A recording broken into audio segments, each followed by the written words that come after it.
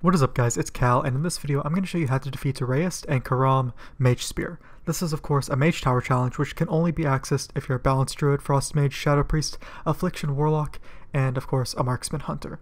This is from the point of view of a Marksman Hunter, and the Mage Tower of course has to be active on the Broken Shores. Now I want to preface this by saying, and if you're a Marksman Hunter you'll probably notice this throughout the video, I do not know how to play a Marksman Hunter. I do main Beastmaster, which is why I waited so long to actually do this challenge, so my item level would be high enough. I'm doing this at an item level of 918, whereas the Beastmaster one, I had like 890 something. I mean, I pretty much just took 5 minutes before this challenge to become familiar with all the abilities. Also, my Marksman weapon wasn't a very high artifact level. It is 39 because I put all of my AP in my Beastmaster weapon. So, I mean, I don't even have my last elite trait for Marksman. But anyways, if you didn't watch my 2-guard Blood Totem video, essentially how this video will be structured is I'm going to talk about preparation first, which is me talking about the talents I use, my legendaries, and even consumables, and then I'll get into the actual mechanics of the encounter. First off, the consumables I use are pretty standard. A Flask of the 7th Demon for 1300 agility, a Nightborn Delicacy Platter for mastery buff, and Prolonged Power Potions for 2500 in all stats. Remember, you can use 2 of those potions throughout the fight, one right before you enter combat, and the other during, wherever you see fit. Also, I was using Lone Wolf, so I didn't have normal heroism, so if you're a class that doesn't have hero, or bloodlust of course, then you can of course use the ghetto hero or bloodlust, which is drums if you want, which is made by leatherworkers. I didn't really bother though because my level was already high enough, I guess. Now the legendaries I used were Soul of the Huntsmaster, which automatically gives me the Lock and Load talent, and the Gyroscopic Stabilizer, which allows every aim shot to give the next aim shot a 15% crit chance, and I can also cast it while moving, so that was helpful. Now that was one of the biggest differences I noticed with the 2-guard Blood Totem challenge, is that challenge, constant healing was my biggest issue, but it really wasn't that bad with this challenge. The only constant damage that really goes on through the fight is one of the guys will continuously shoot you with a Shadow Bolt, which doesn't do that much damage, so I did not need any healing legendaries. Also, as far as gear is concerned, I did have the tier 20 4-piece, which the 2-piece gives my aim shot a 15% increase in crit strike damage for 6 seconds if I cast 2 of them in a row. That paired with the Lock and Load talent was quite nice. And the 4-piece reduces the cast time and focus cost of aim shot by 8% after I cast an aim shot. Now, these are my talents. First tier, I used Lone Wolf. I feel like every Marksman Hunter pretty much uses that. Tier 2, I already had Lock and Load with the ring, so I went with True Aim. Tier 3, I went with Post Haste, but it is utility, so it's whatever you really want. Tier 4, I used Patient Sniper. Explosive Shot isn't a bad choice either, because you will need some good AoE, but I didn't want to deal with another ability I had to use since, as I said before, not the best with Marksman, so I just went with Patient Sniper instead. Tier 5, I used Binding Shot, that does come in handy at some parts. Tier 6, I went with Volley because it gives some nice constant AoE damage which is needed. And then the final tier, I used Trick Shot. Also helps with some good AoE and, well, it empowers Aim Shot altogether really. Now that's it for preparation. Let's talk about the actual boss mechanics. So this is a 2-boss encounter. You'll fight Karam, then Rayist, then Karam, then Rayist, then you'll kill Karam, and then kill Rayist. Before the encounter starts, make sure you use your flask and you eat your food. I also set up a tar trap underneath Karam at the start because you'll need to keep him slow through the fight. They'll have a bit of RP discussion, and then Rayist will say, kill this interloper brother, and after he says that, use your potion, and here are bloodlust if you got it, because the fight is about to start. Now at the start of the encounter, you'll fight Karam. Use Concussive Shot because, as I said before, you do need to keep him slowed. You never want him to come within melee range of you, or else he'll pretty much one-shot you. With my item level, he got me down to like 10% health if he did melee me, but you don't want that. You don't want him to ever touch you. So whenever Karam is active, make sure you do have a Concussive Shot on him, or you can use a tar trap or whatever. Now, as he's moving, he will leave behind these little purple puddles on the ground. They don't really hurt you if you stand on them, I don't think, but they do slow you, so just try your best to dodge them. And other than that, this first phase is pretty straightforward. Now once Karam gets to about 35% health, he will become invulnerable, and you can't attack him, he won't attack you, and at that point you switch to Rayist, who will cast Shadow Bolts at you. They don't do a lot of damage, as I said earlier in the video.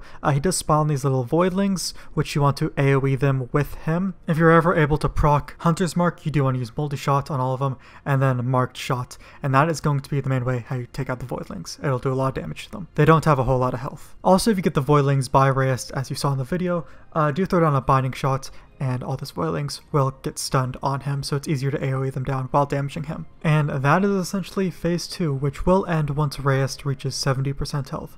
So make sure you focus Reyes, you AoE all those voidlings down, which Volley will help with that, and if you can proc Hunter's Mark, you can use multi-shot and then Mark Shot to take them out pretty quickly. And then you'll get Reyes down to 70% health. And then when phase 3 starts up, Reyes will be invulnerable, you can't attack him, and then you'll switch back to Karam, who will be chasing you again. Remember, use concussive shots, keep him slowed, don't let him melee you. Now you will still spawn the same purple puddles that he did back in phase 1, and the voidlings will still spawn.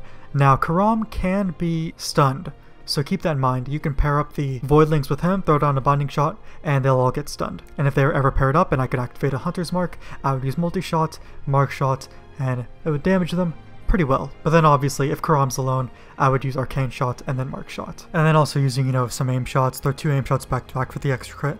I mean, I shouldn't really tell you how to play your spec, especially since I rarely play Marksmen. But you know, use your own discretion for that kind of stuff. Now the new mechanic in this phase is called Hand from Beyond, which is an ad that Karam will spawn. It has, I think, like 5 million health, and it'll cast Grasp from Beyond. You want to interrupt that before the cast gets off, or else it will do a lot of damage to you. But ultimately, you do want to make sure you kill that Hand from Beyond ad, all while making sure Karam is slowed, because once again, you never want him to get close to you. So a lot of the times that the Hand from Beyond ad spawns, and I still have like 2 seconds left on Concussive Shot, I'll wait that 2 seconds out and use it on Karam before I switch, because the Grasp from Beyond ability that it casts, it is a fairly longer cast time, so you do have plenty of time to interrupt it. But then phase 4 starts when Karam reaches just under 35% health. He'll become invulnerable, not attack you, you can't attack him like before, and then you'll switch to Reyes, who still spawns the voidlings. Don't forget about that. Now in this phase, while Karam is invulnerable and sort of dazed, he will not cast the Hand from Beyond ad. But the new mechanic that Reyes uses is called Rune of Summoning, which will place a purple rune somewhere around the field that you have to find.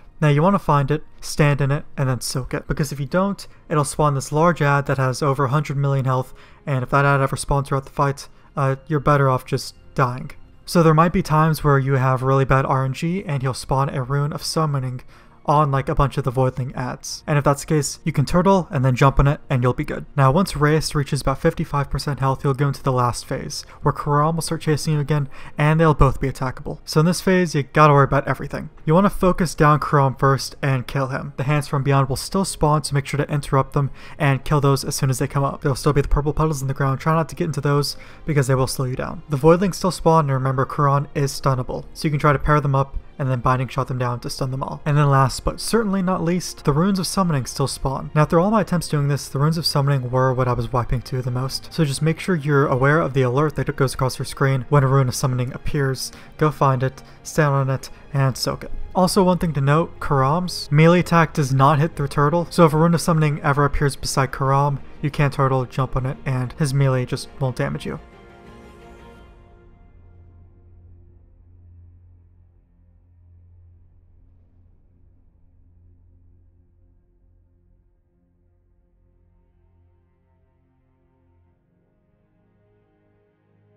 Now once Karam is dead, you then want to focus and kill Reyes, which this is the easiest part of the entire encounter. The only thing Reyes will do, besides cast the Shadow Bolts, is the Rune of Summoning will still happen, so do not ignore that. If a Rune of Summoning comes up, find it immediately and soak that rune. The Void Fiends don't even pop up anymore, and you don't have to worry about the Hand from Beyond ad because Karam is dead. So that is the entire fight. I hope I helped you in some way. I will let the rest of this play out just so you can see me actually finish the scenario. But yeah, I hope it was helpful.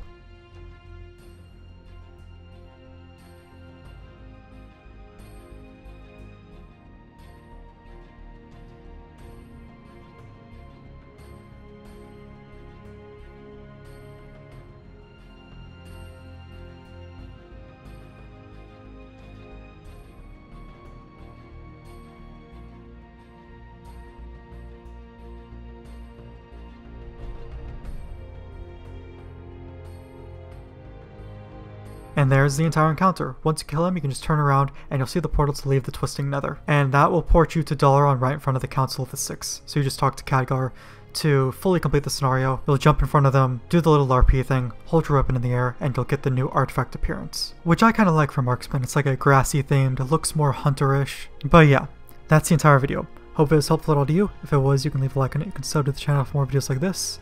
And I'll see you guys in the next video.